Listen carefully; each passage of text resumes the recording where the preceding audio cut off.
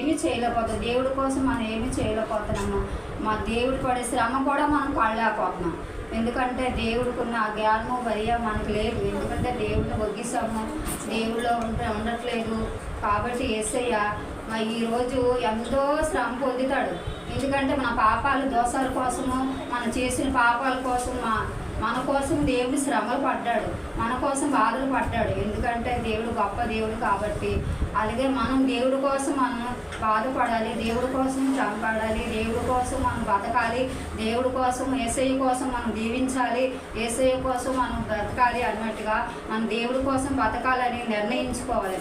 దేవుడు మన కోసం అయితే ఎలాగో శిలువలో మరణించాడో, ఎన్ని బాధలు పడ్డాడో అలాగో కూడా యేసయ్య కోసం మనం అన్ని బాధలు పడాలి. అన్ని యేసయ్య కన్నా శ్రమలు పడే బాధల కంటే మనకేం బాధలు కాదు.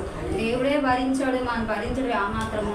కాబట్టి మనం సంతోషంగా ఉండాలని, దేవుడి మారాలని, మన దేవుళ్ళో ఉండాలని, యేసయ్యని మనం యేసయ్య అయితే ఎలాగో బాధలు పడ్డాడో